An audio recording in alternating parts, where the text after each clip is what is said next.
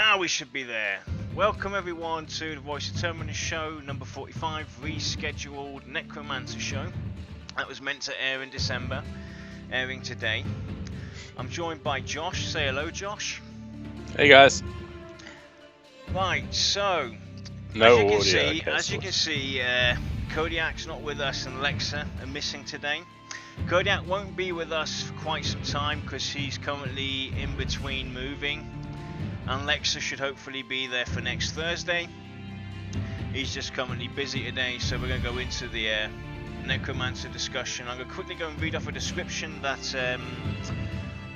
somebody wrote for us. Sintro wrote this description. Through a devout practice of the occult, the Necromancer can wring the very soul of an enemy, leaving their bodies tethering on the edge of death and manipulating their life force as he sees fit. So that's basically the short description for the Necromancer, and it's pretty spot on. It's what we know from the Necro, and let's go and get into it. So, you know, this is a show where we can fully speculate because the Necromancer has not been released yet. There's no info on him, but we can almost presume that the Necro will be your classical Necromancer that you've got to know in EverQuest, EverQuest 2, and other games out there. Even Diablo, his Necromancer is similar. Yeah. So, what do you expect to see, or what would you like to see from the Necro? Well, a lot of death manipulation, a lot of dealing with pestilence and anything associated with the dark art side of things, where they can really manipulate the undead, death itself, and make sure that they just bring that element of death magic into the group. So yeah, I think it's going to be a good class at some point. So we basically made some notes before we did the show. We actually did this last week. We sat down and talked about some really crazy ideas, and we're going to go and start with those actually.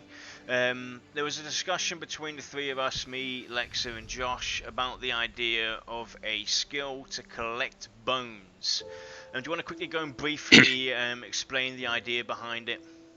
Yeah, so one of the things is that bone shards and bone chips is going to be one of the basics that a Necromancer should be having in terms of collection to create its pets.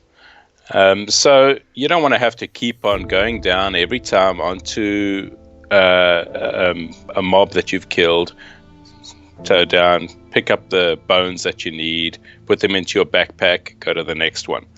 It'd be quite tedious in the long run to actually do something like that. So basically you should be able to just click on the corpses and you should automatically receive those bones in your backpack. They're going to be the basis for the spells. Yep, so basically the idea is to have a skill where you collect bones, and from these bones you basically can summon your pets. And we'll get a bit more into that a bit later, because we actually took that one further and talked about the idea of having multiple bone fragments, be it the chest, the legs, the arms, the head, the pelvis, to actually create a abomination. But we'll get into that in a bit. So let's go and quickly talk about the way we would like to see the Necromancer look from the peeling points. How do you think the Necromancer should look like? Obviously it's going to be a cloth wearer. How do you picture him basically standing in front of you for the first time? Well, I'd like to see quite a few animations on it.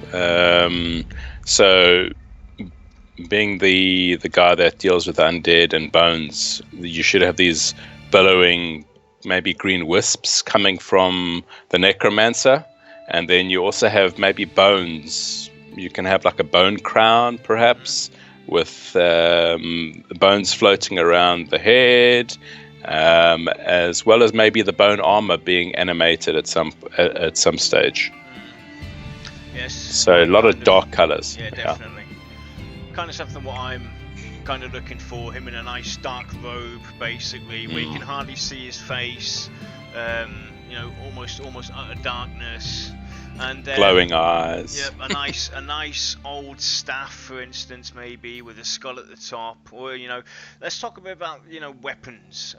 What kind of weapons would you like to see this guy have? Well, for me, I would have like a staff, a two-handed staff, but also the classic dagger.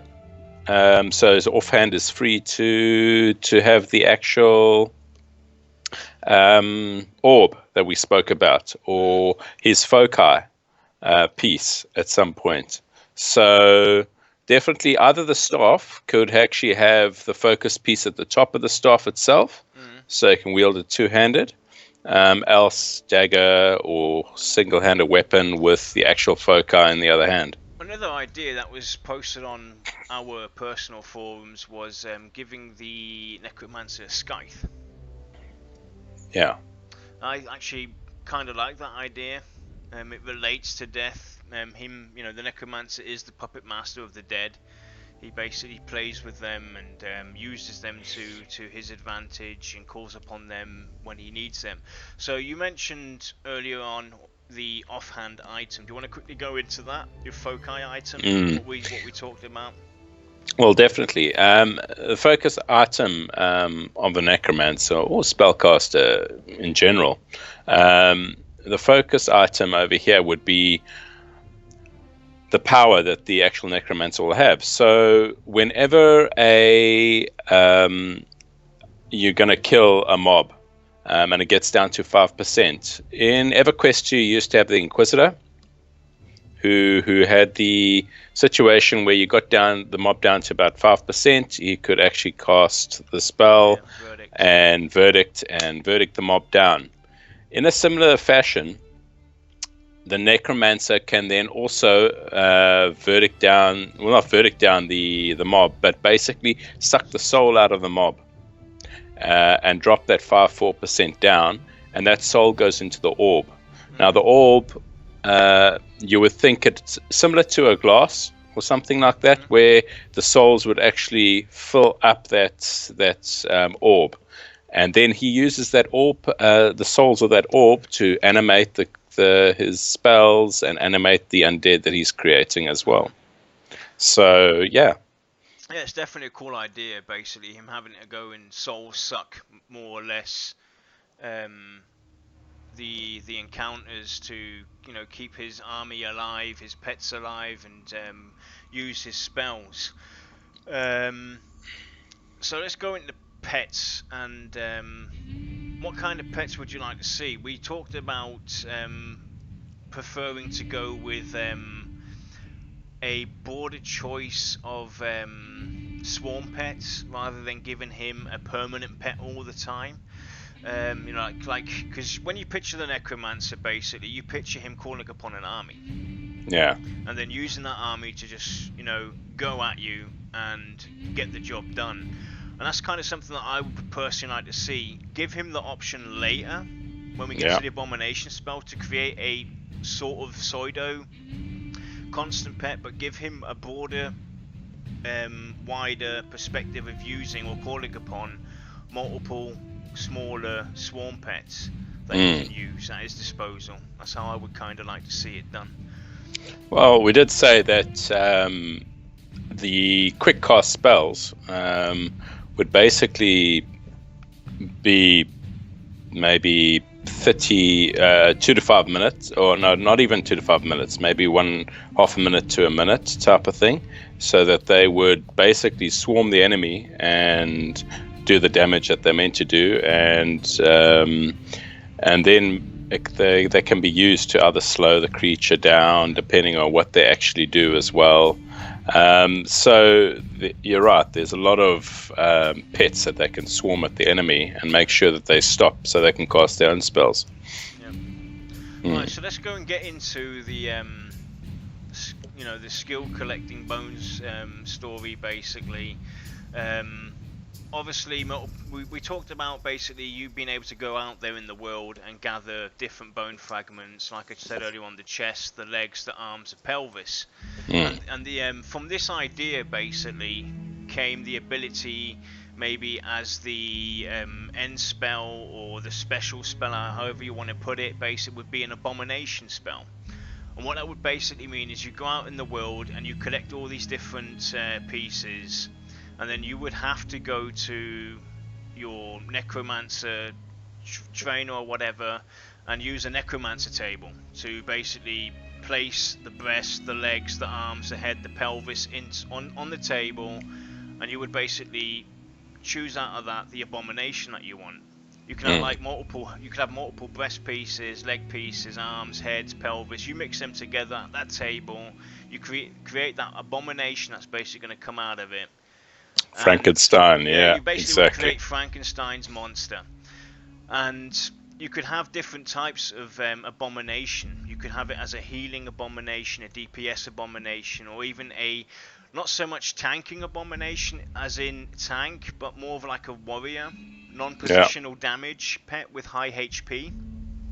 And then we got kind of talking about advancing this, maybe adding a rare bone fragments to the game as well, where you basically can create a higher class creature, and it would have a longer duration to recast. And the idea was basically it would last for up to no longer than 5 minutes in the world, but for 2 minutes you're safe. You would be safe as a group. But after that, as soon as you hit the 2 minute mark, as long as a Necro keeps that thing up, there's always going to be a higher risk that this thing starts to turn on everybody and starts throwing out poisons that actually harm the group, stuff like that. And that's some of the ideas that we talked about, maybe. Alexa even added some of his thoughts, perhaps a very strong long duration, say 30 to 45 minutes, where you can use all the bones of a specific race and summon a skeleton of that race, only deformed, i.e. one arm longer than the other, head too big, small for the body, legs twisted, etc. Because all the bones don't belong to the same body. Sacrificing more bones of the same race could increase duration, kind of like repairing his skeletal damage, since it is a very special pet, whereas regular skeletons aren't worth repairing. So that's another idea that Alexa added into the notes towards this abomination spell. So what's your thoughts on this whole idea about giving the Necro a abomination spell? I think it's going to be great. It would be great to have something like that. I mean, you can even go as far as where the actual abomination actually rips off his own arm and starts beating mobs to death. Start shocking at him. And doing all sorts of funny things. But it would be great to be able to create abominations, maybe that have two heads, maybe the skull of a dragon, or something like that adds new stats to the actual abomination, adds to damage, adds to its focus. So I think it'll be really, really good. And another idea that we had, instead of going for the abomination spell per se, we could.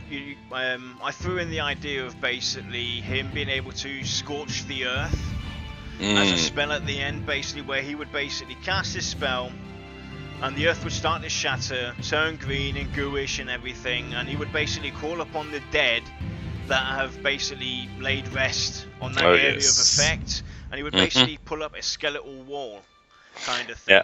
That's another idea that we basically had, is giving him either the abomination spell, and there's multiple ways we can go down that road. We'll talk a bit about that a bit later, but this basically earth spell, or whatever you want to call it, is he would create something similar to what the cleric would have. The cleric has the wall that he can cast down that basically shields you off from the left and from the front or whatever. He would do something similar.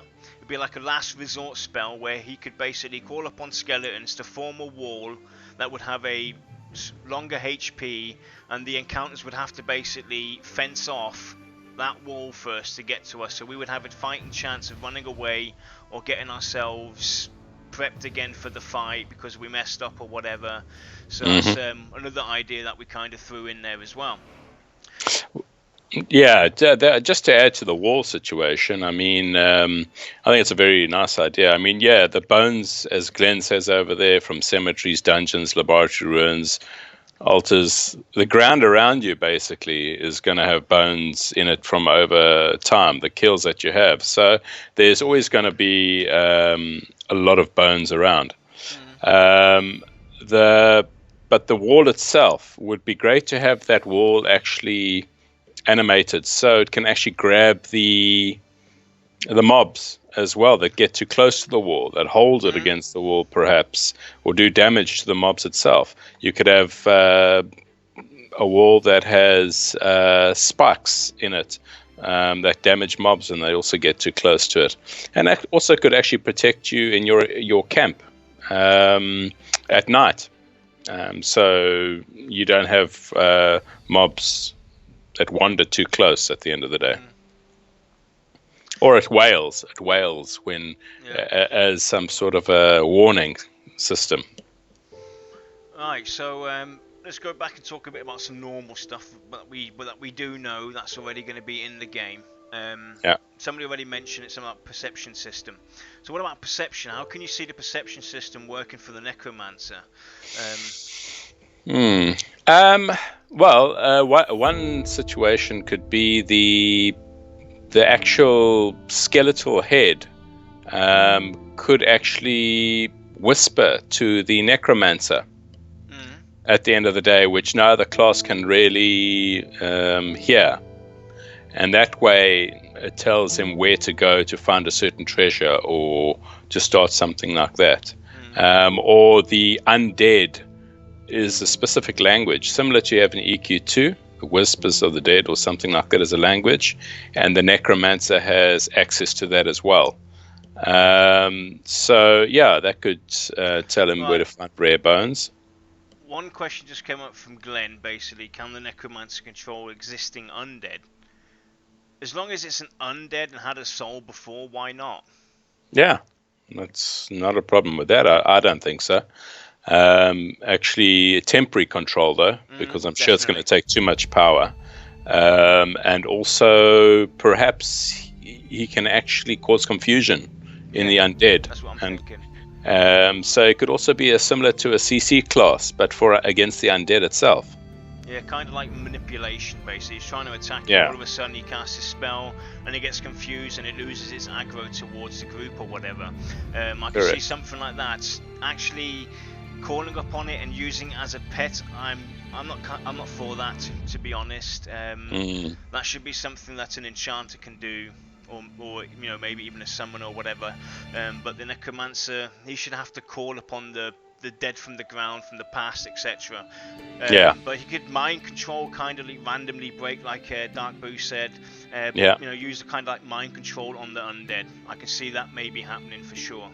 Well, I think depending on the power of the Necro, he would have less control or more control over the undead. So less breaks or more breaks, depending on how strong he is.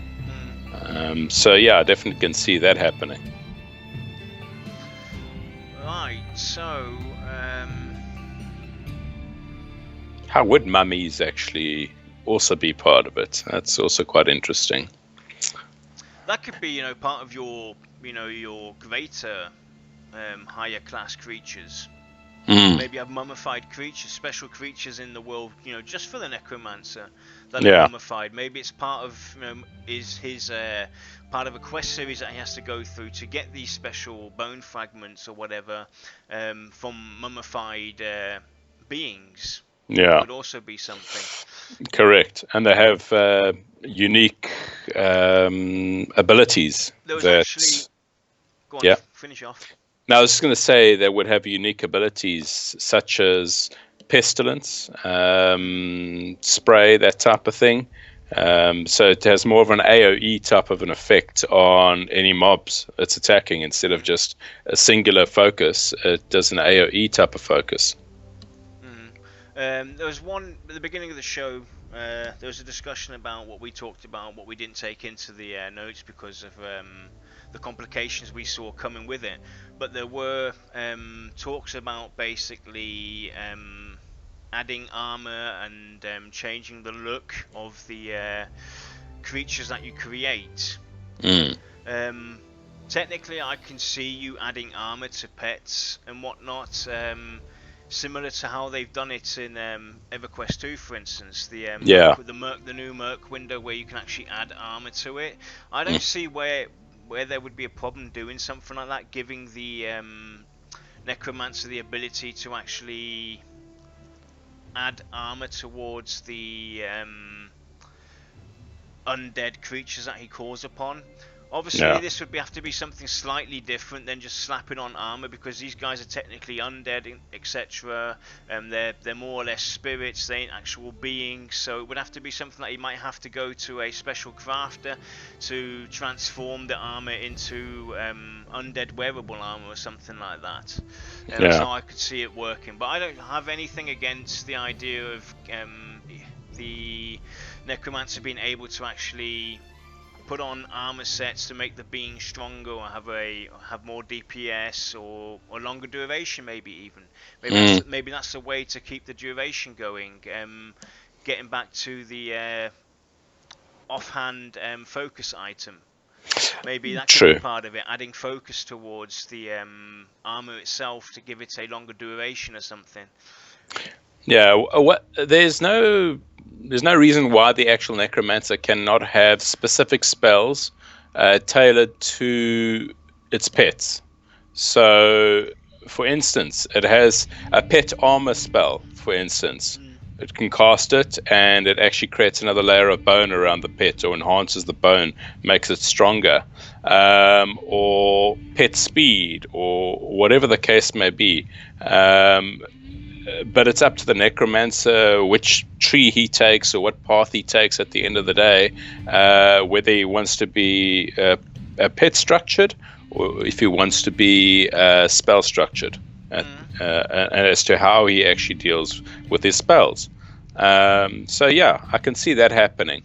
For me, the armor, and I just want to get back to the armor itself that you spoke about, where we're dealing with pets that are less than, for instance, an hour, is it worthwhile even having constructed armor itself for pets that last a shorter duration than that? Because you'd have to take the armor off the pet that drops down after a while and crumbles to the ground. Take that armor, grab it, put it onto the new pet that you're casting. So yeah, it's going to be quite tricky how to deal with that. Right, basically, there's a good question there again from Glenn. If control over the pet is lost or can be lost, can it be regained? Now, I can only speak for EverQuest 2. I never played EverQuest 1, never played an EverQuest 1 Necro. Maybe somebody in chat has. But in EverQuest 2, your pet just dies, period. Now, I actually like the idea of you being able to lose control of the pet, and that pet becomes aggro towards you or towards the group itself. So it's an additional threat that you might have to, think about.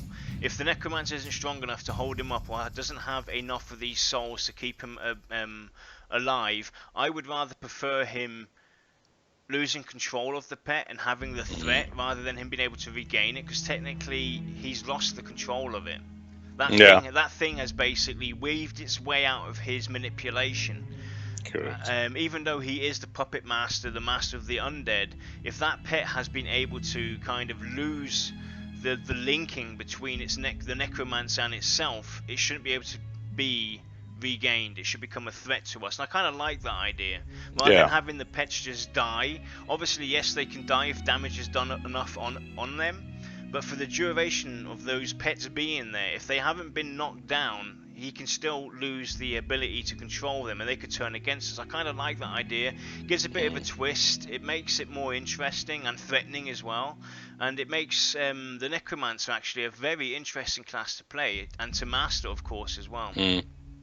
But I think somebody also mentioned earlier on about the actual runes that you could also have. An interesting idea might be that the actual rune is actually embedded into the skeleton, and that rune then basically siphons power from your foci piece. In that way, that can actually keep a longer control over the pet.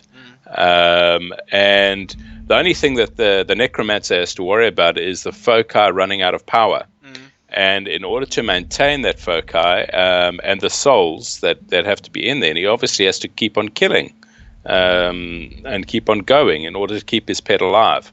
So I think that's the... Let's go and bring that up. Actually, let's go and talk about the soul sucking and the item itself. So Lexa kind of broke it down for us. Instead of traditional mana, perhaps require necromancers to capture soul essences from their enemies to fuel their spells. Each spell could have a soul cost and could provide necromancers with tons of gameplay options. Example: a necro may have 10 soul essences max, may be expanded via specializations, AAs, etc. Standard pets would cost 2. Archer pets would cost 3, mage pets would cost 4, and the Abomination, for instance, would cost 8. A Necro could have 5 standard pets, 2 archer pets, 2 mage pets, and an Abomination as and a standard pet, etc., etc., etc. Buffs could use the same system as well in order to be maintained. Example: Necro casts super special buff and costs 2 soul essences to maintain. So now the Necro's maximum soul essence is now 8 until that buff is turned off. With the soul essence system, I would also suggest making standard Necro spells cost HP and keeping the standard life tap, life leech style spells from EQ. That way Necromancer gameplay is all about risk. Dabbing in the dark forbidden art shouldn't be safe, right? That's basically what he's added towards it. So that's another way of basically doing it. You would have to constantly, when you're engaging in combat, occasionally use that soul sucking to get these essences into that orb to keep the pets happy, keep your spells going, etc. Yeah. I agree with that, and Glenn also raises the point: can the pets actually damage the Necromancer when they die? I'm sure they could. I'm sure there is a possibility that can happen. I still think that enough control and the pet being further away would make sure that maybe he doesn't take damage per se, and that he actually can actually manipulate that skeleton, that if it's going to die or run out, he can cause it to explode or do whatever needs to happen to that pet before he can summon another one. So the control is there, I think. Yeah. So I want to quickly talk about something that you brought up earlier on about the going down different paths. Would you actually like to see something like that, where you can have a Necro that actually says, I want to concentrate more on my spell abilities and be useful to the group. That way, obviously have my standard pets, etc., and then have a Necro that says, I want to, be the puppet master. I want to play with all these pets, and he goes down, the specialization pass for mainly pets and everything. Could you see something like that working? Yes. And how would it basically be? How would you see the Necromancer from a casting point of view rather than a pet's point of view? How would you see the difference there? Yeah, well, the short answer is yes, but I would definitely like to see something like that where, for me, a Necromancer is also about pestilence and disease. So that is also, I think, an area that can really help the Necro and the group, because you're going to have the various spheres of death and negative energy that is floating around. You can really focus on that as well, and start using those things. But also the actual bones that we spoke about earlier on, where he keeps on picking up bones all the time, those bones can also be used as part of his weapons of the spells that he casts. So you could have like a bone spear, which you can flick at the enemy, or bone shield, bone armor, You can think of a whole host of spells that you can have that is dealing with the bone shards and bone chips, not just actually creating the pets itself. So I can definitely see a lot of specialization in towards the spells, and for the Necromancer that doesn't really like the pet. And it's kind of, in my flavor as well. As you know, I'm an advocate of giving classes the true individuality that these games praise all the time. Each character, each class is individual. It has its own play. You have your own play style. You can play it your way. And at the end of the day, you have the flavor of the month. And with this idea, or the ideas that we're going through, with saying the Necromancer can go down a purely spell path and use his spells rather than using his pets, or go down a pet path, it also helps with grouping. It also gives you as a player that feel that you're playing the class how you want to and individualizing it to your play style. Obviously there has to be limitations because we don't want everybody to do everything, obviously. We're all past that. We're fed up with all these games that let each class do everything. That's why we're all following Pantheon and hoping for Pantheon to come out and waiting for it, because that's been taken away. But there should still be individualization and minimal choices that you can make to play that class how you want. It's like we talked about becoming a healer, a healer becoming maybe a purely on group healing, maybe a healer becoming a battle healer where he does a bit of DPS additionally, or even giving him the chance to become more of a utilities healer, etc. Yes.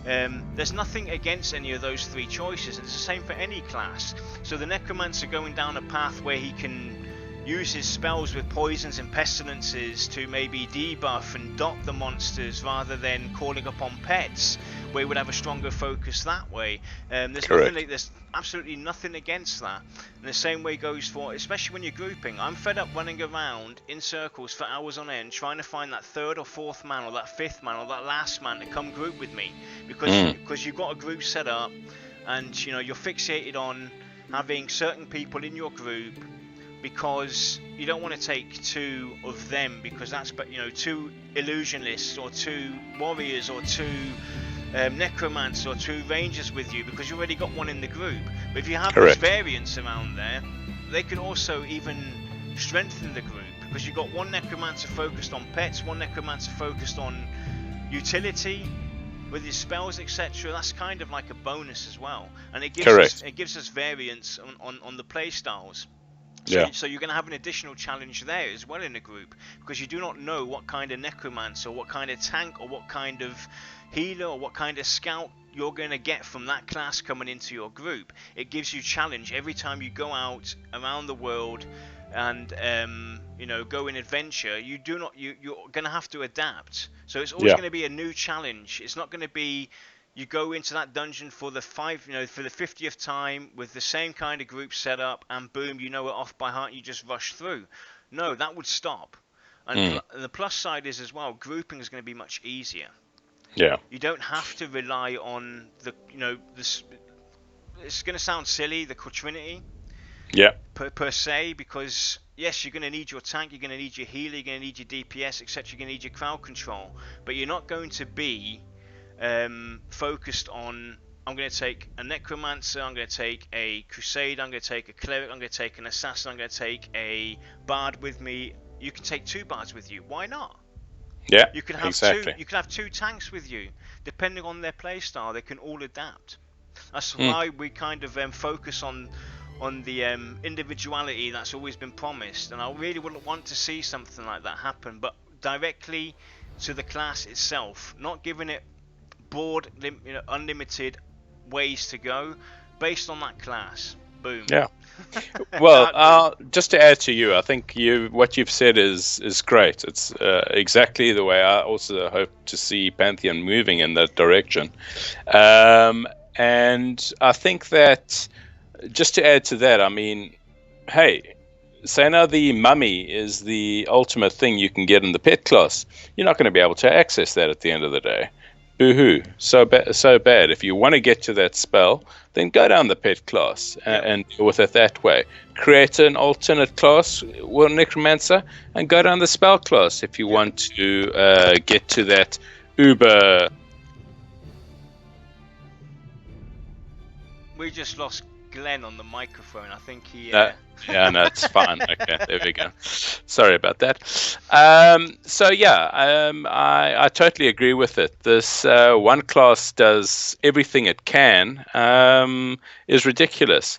You're not going to get let's say, a banker that's going to deal with the foreign currency as well as the local stuff. Let's just take the typical example that we have now.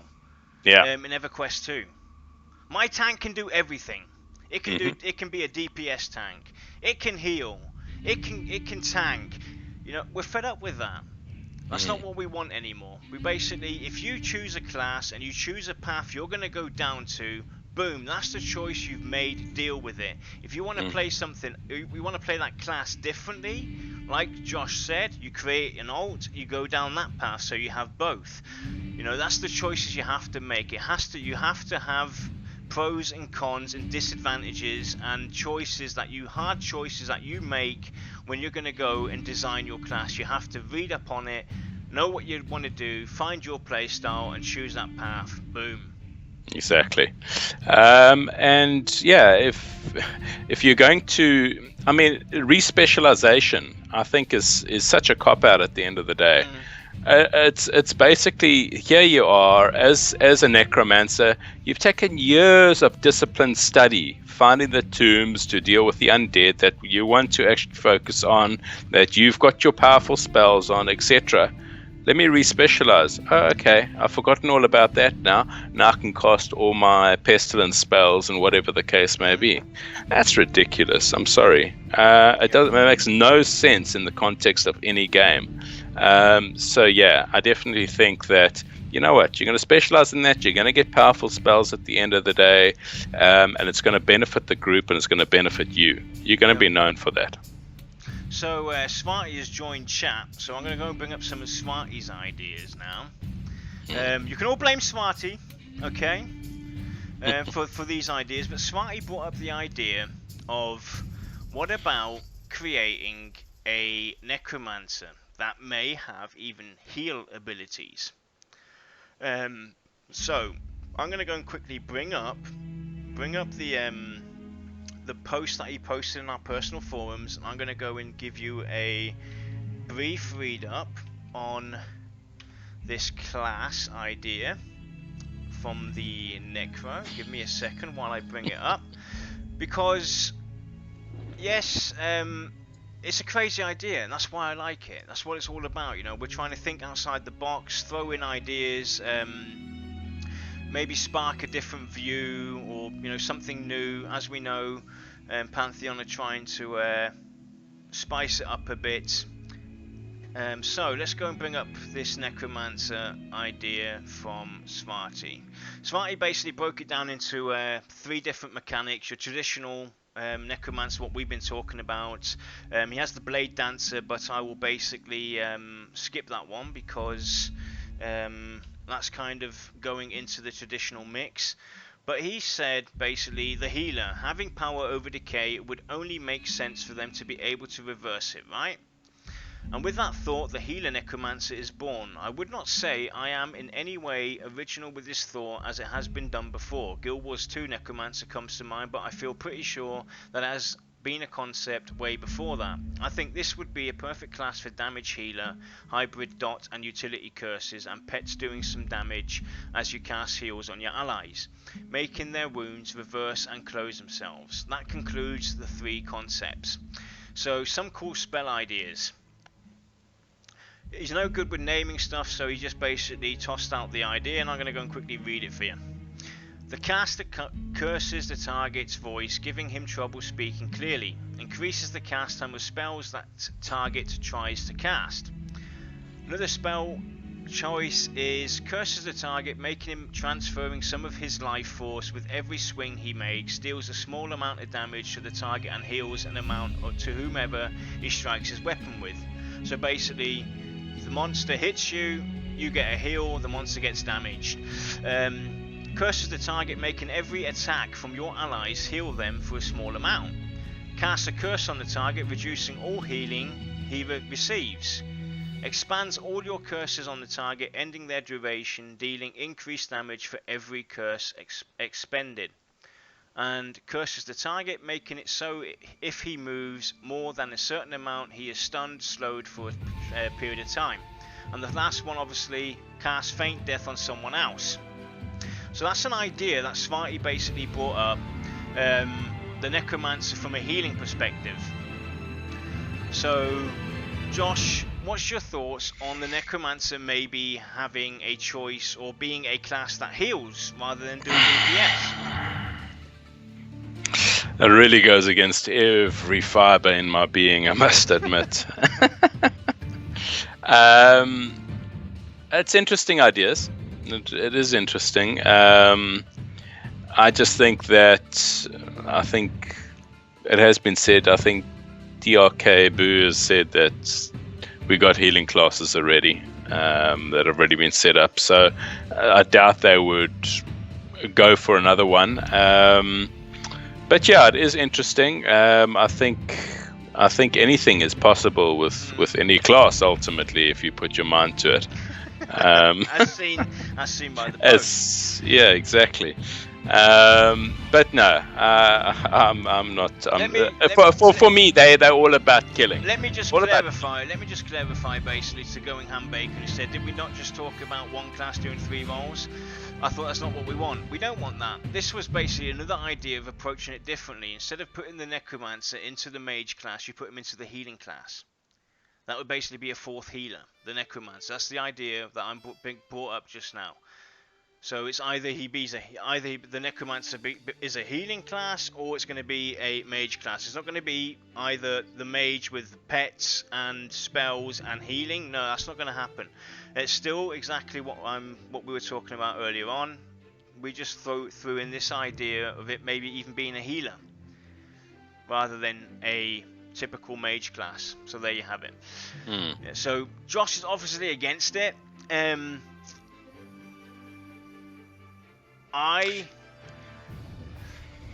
on the fence. I kind of like the idea because it's something different. That can obviously be done differently as well. There's most probably even classes almost similar to that. Blood Mage, for instance, is a class that you can put in that direction maybe. But I'm kind of on the fence with it. I like the concept, I like the idea behind it, but I'm on the fence, and I think the Necromancer itself should be able to go and play with the dead and use them and manipulate and do DPS. But definitely an interesting thought, definitely. Don't get me wrong. and keep them coming, Swati. I mean, it's always good to have those type of ideas because it leads to these type of conversations. And yeah, so the closest thing we've seen to that is that, as you say, the Blood Mage, siphoning power from one creature and providing healing to the group or a specific member. But then they need to create that. I think it should be created as a specific class itself down the line. So, one idea from Lex. This sounds like more like a wish from Lex, actually. As you guys know, I think it was last week's show when Lex was there.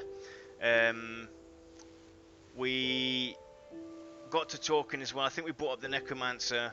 Actually, I think it was even after the show where he said basically if the Necromancer could become a Lich, he would basically go for Necromancer. And with the ideas we put forward, basically Lex was trying to he was actually giving it second thoughts to dropping the Dire Lord and going for a Necro.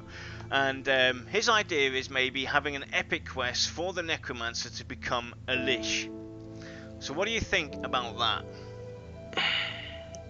What does a Lich do at the end of the day, ultimately? If I look at the Dungeons and Dragons type of Lich, it's casting very, very powerful spells and not being able to die very easily. not breathing, etc. So the Necromancer is partially on its way to becoming the Lich with the type of spells that it can create. But I'm yet to understand how becoming a Lich, apart from the look and the feel of a Necromancer, how that would actually benefit the class itself. Yeah, definitely. So it's a cool concept. It just needs to be expanded. I could see maybe as a more of a fluff spell or a fluff quest that he could do. Fluff is obviously a weak word to use, but what I basically mean is it's an epic quest that he has to do. It's going to be hard, long, thought out, where he can maybe get the illusion of a Lich. Yes. That I could see happening. Him becoming one kind of overpowers it, and we're kind of on the balance of overpowering the Necromancer anyway with the Abomination spell. We're going to get into that in a minute, because that is basically really touching the boundaries of turning that class into overpowered, and you'll find out why in a minute. So I could see something like that maybe happening as a fun spell, an illusion that he could get after going through a long series of quests, etc. Correct. The one thing that the Lich used to have as well is the soul jar, if I remember correctly. So it houses its soul in a specific item back home maybe, or somewhere safe, so that if he does die, then he doesn't really die, he just basically reanimates into a new body. But yeah, it would not really fit very well, something like that. I don't know how it would benefit the actual thing itself. Yeah. So I'm quickly going to bring up the disclaimer anyway. Disclaimer: we, the voice of Terminus, are not paid for and do not work for VR. We are from the community. We're supporting VR and looking forward to getting into Pantheon.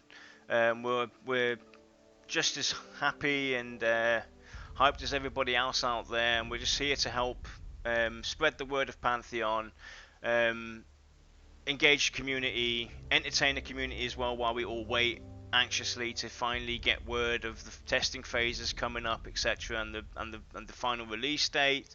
So yeah, that's basic disclaimer. We have absolutely nothing to do with VR. We're just here to entertain and help VR get some ideas in maybe that they haven't thought about from the community, and to entertain you guys. So that's the disclaimer. Yeah. So yeah, it's the Necromancer, I think, is quite a versatile class in my mind. And I think it's going to be one of the hardest classes actually to master. To be honest, I want to get into this specialization, this special ability ideas, Abomination spell a bit more. So it basically started out with Josh talking about these multiple bone fragments, and then it started between actually Josh and Lex talking about skulls, having heads, bone heads to collect, and I just came along and thought, why not add chest, legs, arms, head, pelvis, etc. 5 different bone fragments that you have to go out and collect, and you can create an abomination out of it. And this abomination would basically last for 5 minutes. It would have a long recall time, a recast time. It would have a long cooldown, a long recast time, etc. before you can recast it again. But it would last 5 minutes, and it would have a save time more or less of 2 minutes, where this monster would have huge amounts of HP and dish out huge amounts of DPS for 2 minutes.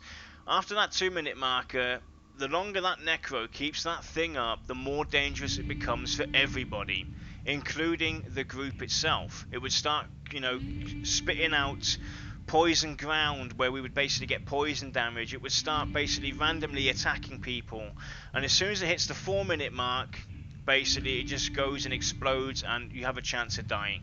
The whole group gets killed.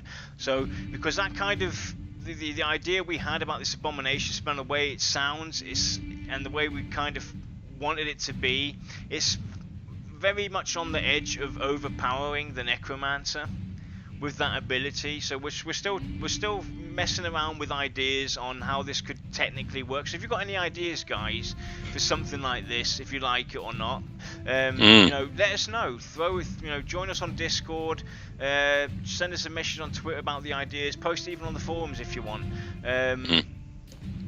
If you've got any other ideas or anything like that, throw them out.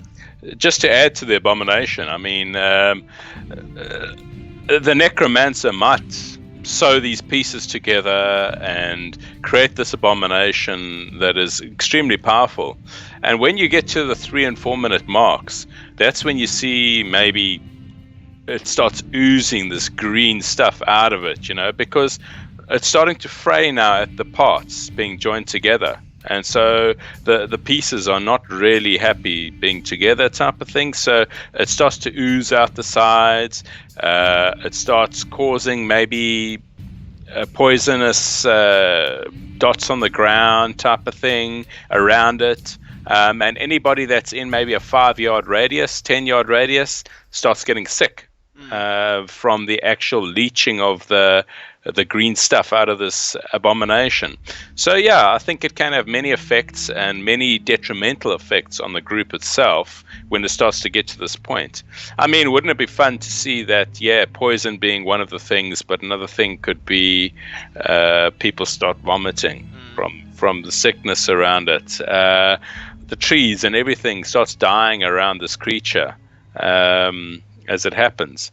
So it would be quite funny to see the animations around such a creature, but it would definitely be a very powerful creature as well. Basically, all of the buffs, Smarty, depending on how you want to go and approach it, basically. One thing I want to talk about, because that's obviously part of the Necromancer, is life-leech. Now, I hated EverQuest 2 Necros and their life-leech. I'm sorry, I have to say it, but they were just untimely, nasty, horrible Necros that would basically send you a whisper. You're in the middle of combat, you're stressing out, you're trying to keep the group alive, you get this little tell, I'm doing life leech, and before you got that tell, they're already doing it, and they're almost dying. The way I see life leech working, and the way I think it should work, is he can cast it, but his life will constantly go down, and there's no healing that up. That's how I think it should be done. I'm not in favour of the healer trying to keep him up. I can understand the reason why it adds to the challenge, but there has to be a balance between the risk and reward between the Necromancer, the healer, and his life leech himself.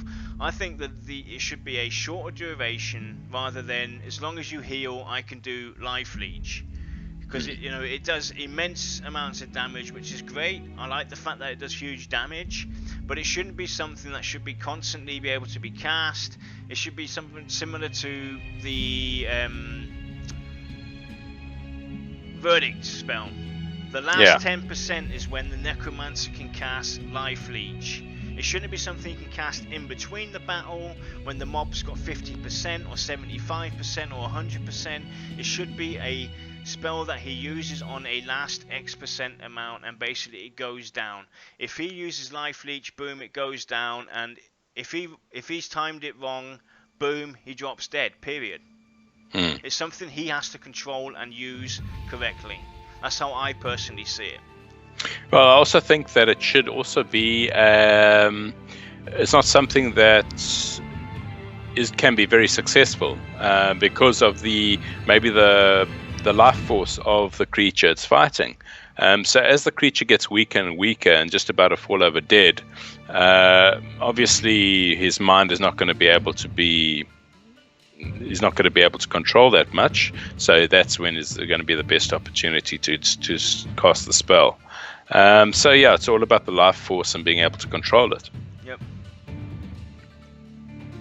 So definitely, I think I'm not a fan of it either. but I do understand why it's in. It seems to fit with a Necromancer, but it does seem to create the Necromancer class as a be-all that it can be type of thing, versus all the other classes that needs to focus on a specific thing.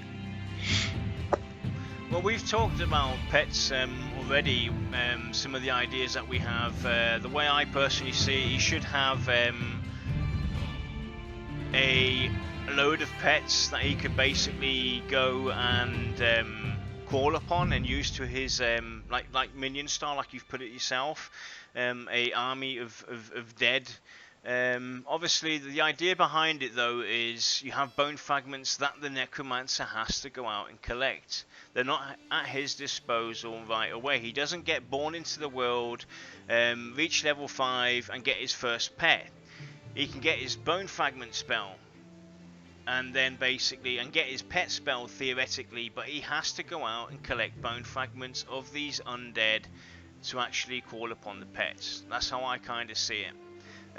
How it happens. I don't want the Necromancer to have, you know, at level 6 he gets skeletons, at level 9 he gets this, or level 15 he gets that. I would prefer the Necromancer to go out into the world, collect different undead fragments, bone fragments, and then basically he can call upon them, doing it like that. Well, yeah, I don't think Ex Machina actually understood exactly what we're going for, but yeah, we do want obviously temporary pets that are going to rush at the enemy and slow the enemy down and do a bit of damage to that enemy as well. And yeah, just like any other class, is going to have its abilities to deal with the enemy. But it's nothing wrong with having pets that can actually be destroyed within 30 seconds, because all they're there for is to slow the enemy or to cause a bit of damage to that enemy. Or distract them. Yeah, exactly. They're not powerful pets. These swarm pets are basically just running at him, running at the encounters. They can get easily damaged. They don't have a long life, you know, hard HP. That's what, you know, your so-called constant pet would be. Your one pet that you're going to pull out, your Abomination spell that you're going to use. Those are the more powerful ones. These swarm pets are basically what they are. They're swarm pets, so they're just there to distract and get beat down. You know, they basically are the time sink between your encounter that you're going to engage and you. That's what they're there for. They're a time sink to basically prepare you for that battle, and they can easily be beaten down. They ain't powerful, they're just a bunch of swarm pets, and that's it. Yeah, exactly. The power that you're going to have ultimately with those swarm pets is going to be based on your experience and your knowledge and the various foci that you have, that is going to be putting power into those bones at the end of the day. So that's where the differences are going to be. So if it's going to be Zergling as swarm pets, yeah, then definitely. But they're going to be able to deal with the enemy in some sort of a way. Yep.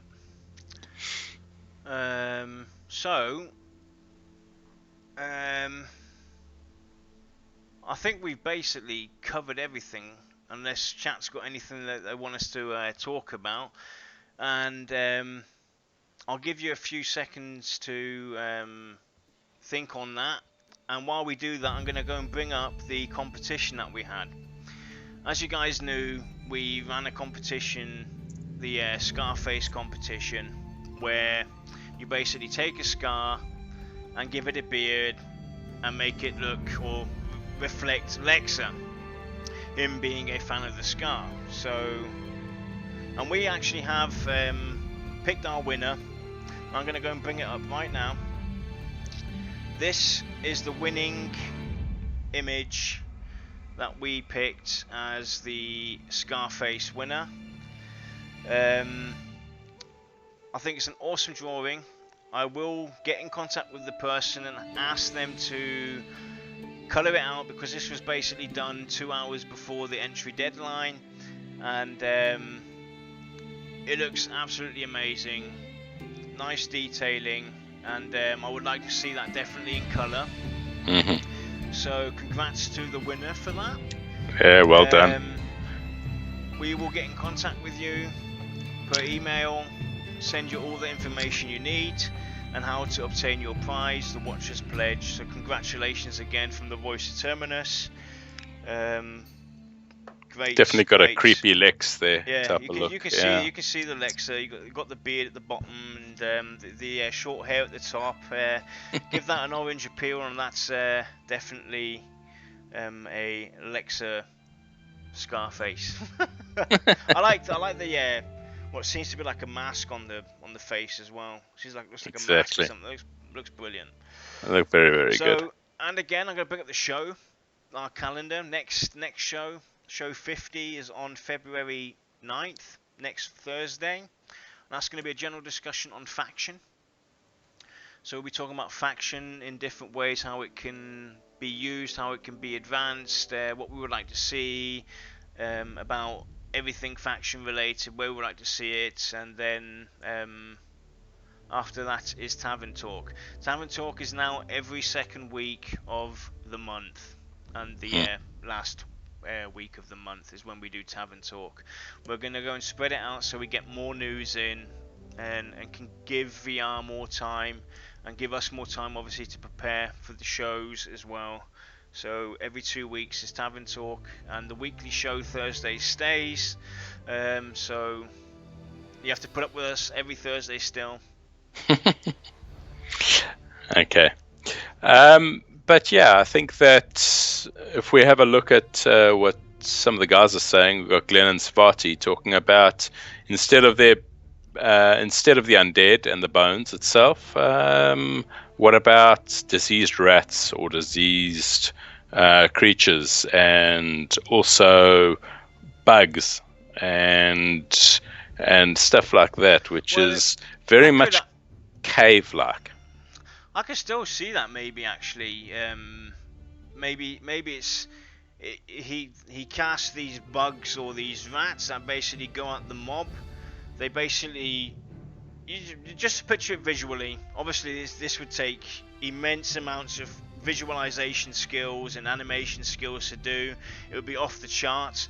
But I like the idea. What could basically happen is these pets basically run at the encounter, and then they just burst away, and that basically gives the encounter a poisonous disease damage or a dot or something like that I could definitely see happening from the animation point of view.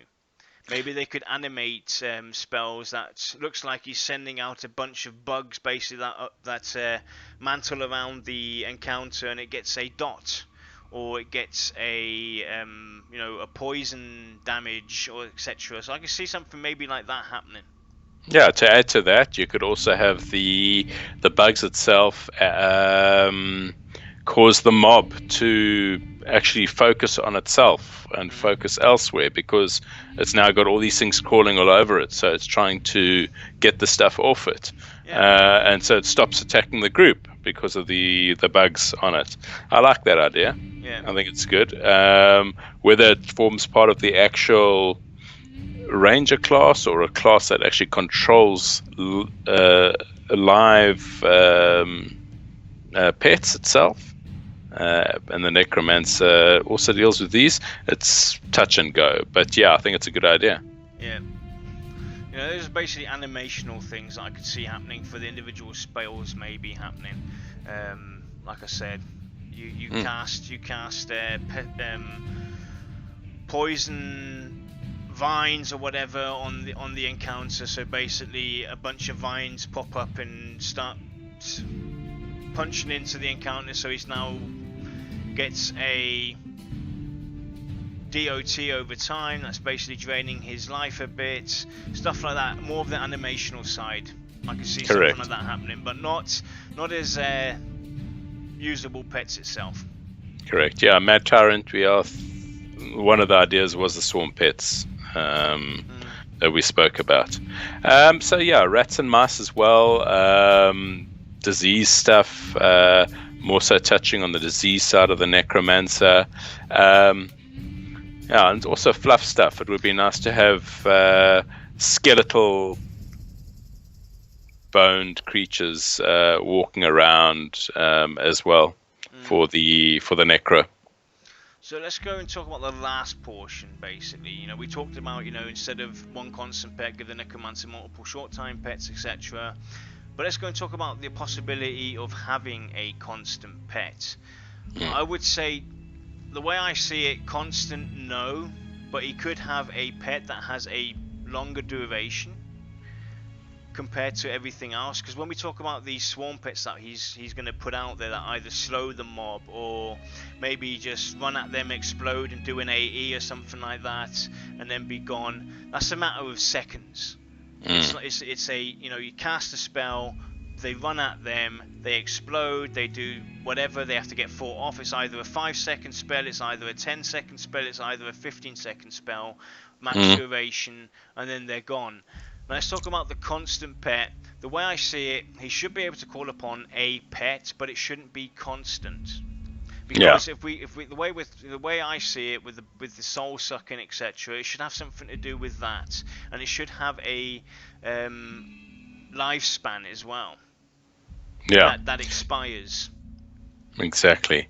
So yeah, I think that the nice thing about a permanent pet is that you can continually upgrade its bones, especially when we spoke about the rare and unique type of bones you might find along the way, that you could keep on adding to the actual permanent pet that increases maybe the hit points of that pet, the armor, the damage that it can do ultimately, or the type of damage it might do. You might find bones from a cold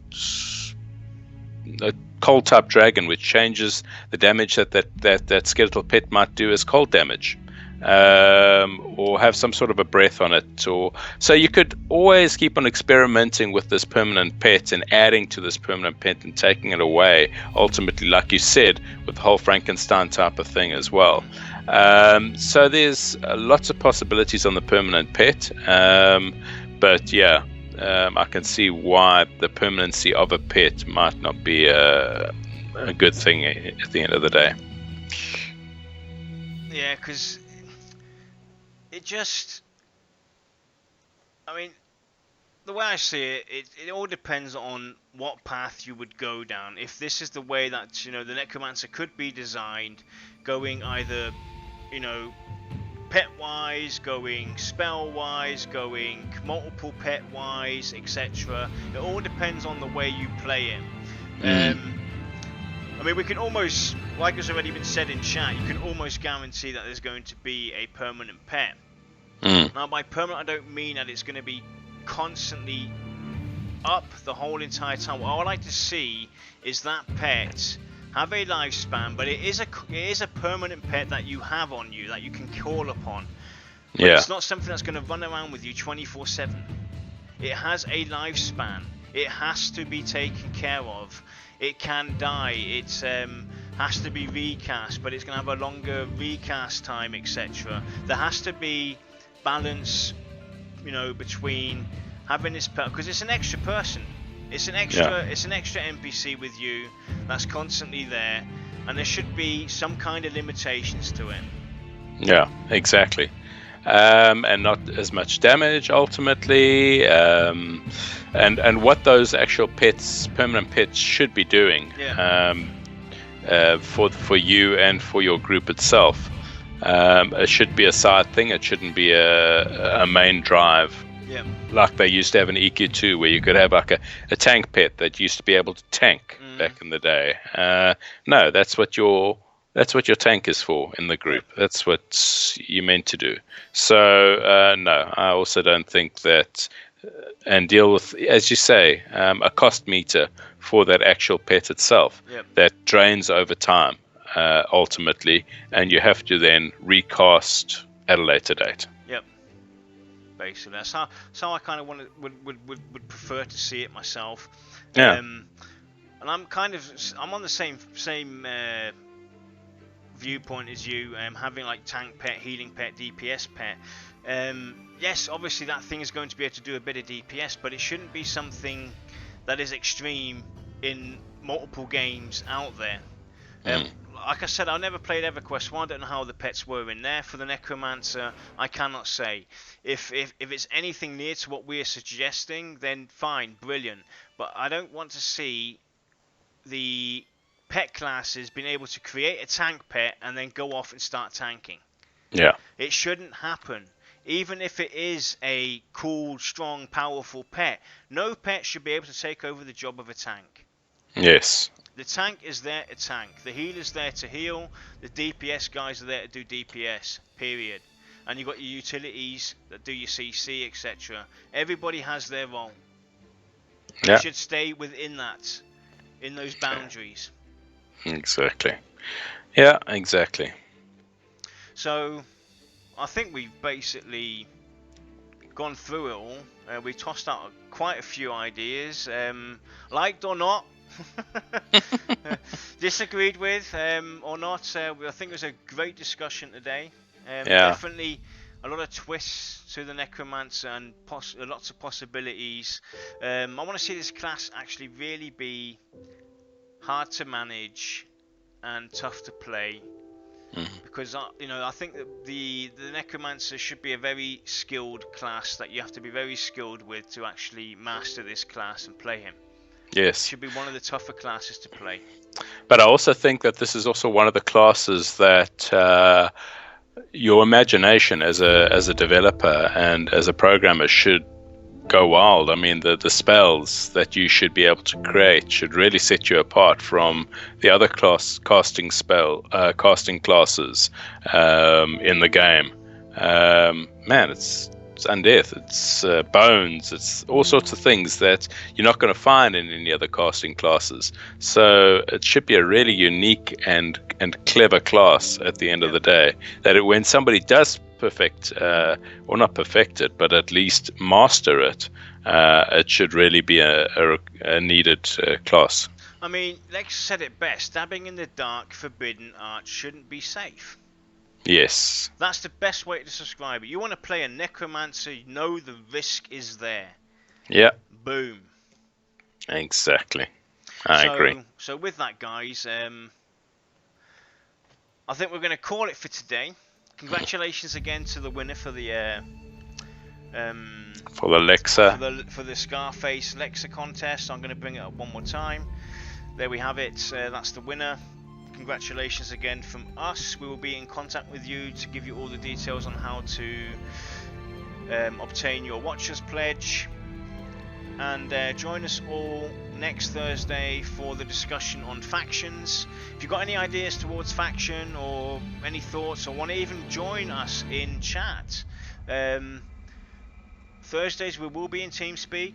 You can join us on our TeamSpeak server. Just connect with one of us and we will give you the details, and then you can join in the discussion.